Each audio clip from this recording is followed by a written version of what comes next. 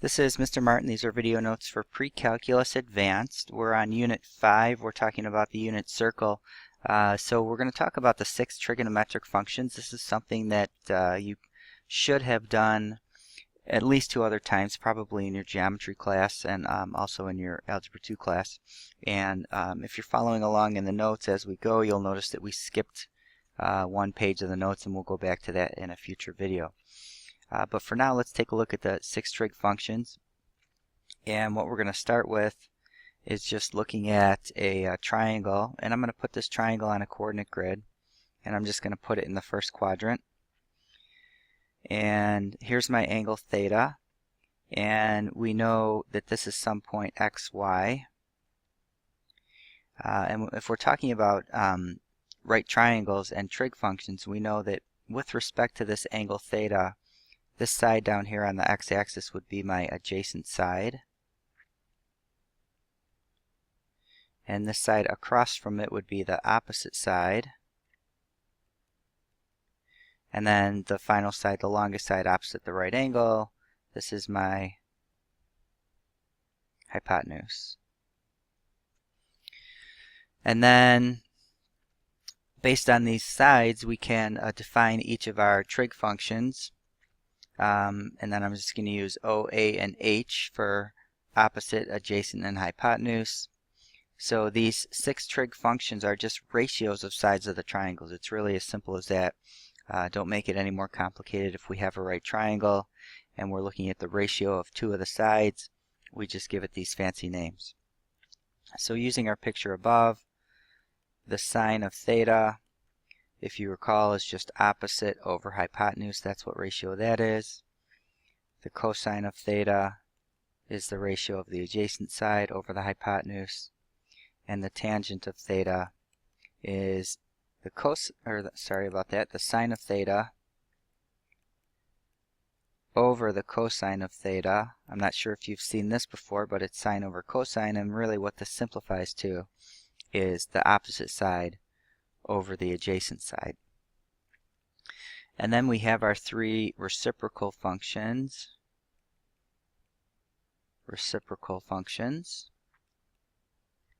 And if you recall a reciprocal, basically you're just flipping a fraction. So you're interchanging the numerator and the denominator. So each of these is paired up with their reciprocal function. So sine and cosecant are reciprocals, cosine and secant are reciprocals, and tangent and cotangent are reciprocals.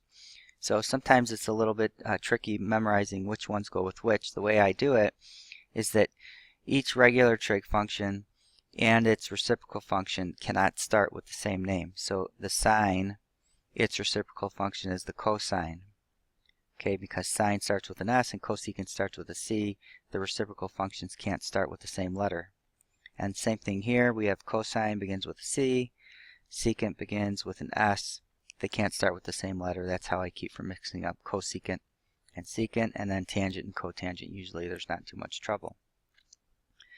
So for the cosecant, our abbreviation here is CSC, cosecant of theta. Again, it's just the reciprocal, so I'm going to flip that. So I've got H over O. Secant is SEC. Secant of theta is H over A. And then cotangent is COT. Cotangent theta is adjacent over opposite. So there's a quick review of the 6 trig functions. Let's go ahead and take a look at how this would be in an example. So let's do number 1 here. And a lot of times what I like to do is just graph that point. So I'll just make a little sketch. And I've got -2 and 5. And it doesn't have to be too accurate. So we connect it to the origin, and then we connect it to the x-axis. And let's just make this a little bit bigger.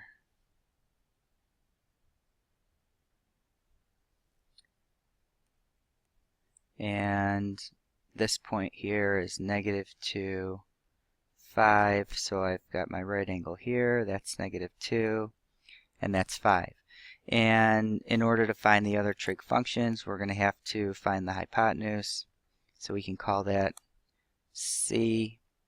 And I know that c squared is going to be 5 squared plus -2 squared. So c, that's 25 and 4, that's 29. So c squared is 29. And c is the square root of 29. And then we'll have to rationalize some denominators, but we'll get there. Okay, so this is really my angle theta here, but the ratios are still going to be the same if we use this right triangle and we were using this as the angle over there. So let's start with the sine of theta. So I've got the sine of theta. That's going to be the opposite over the hypotenuse, so that's going to be 5 over root 29, and then we'll rationalize that. If you remember, we'll multiply by root 29 over root 29. This whole thing here is really just a fancy value of 1, so we're just multiplying by 1. And then we have on the numerator 5 root 29, and on the denominator root 29 times root 29 is 29, so we've gotten rid of that denominator. Alright, and then if I know what the sine is, I can find the cosecant of theta. So cosecant is just going to be the reciprocal, and I'm going to take this value here to take the reciprocal of because it's easier. The 5 over root 29 and our final answer, those are equivalent. So it doesn't matter which one we use, so it's much easier to use the root 29 over 5. So there's the sine and the cosecant. Let's move on to the cosine.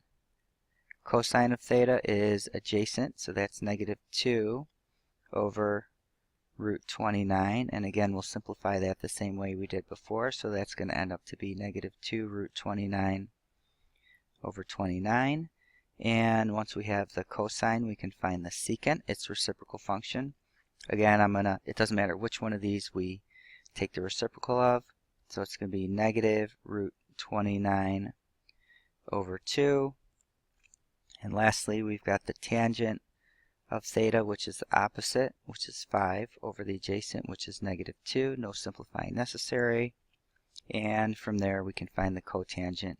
It's just going to be the reciprocal, so -2 over 5. And there's your 6 trig functions. So you can go ahead and try the other 3. I'll have solutions for you in class so you can check. And we will see you in the next video.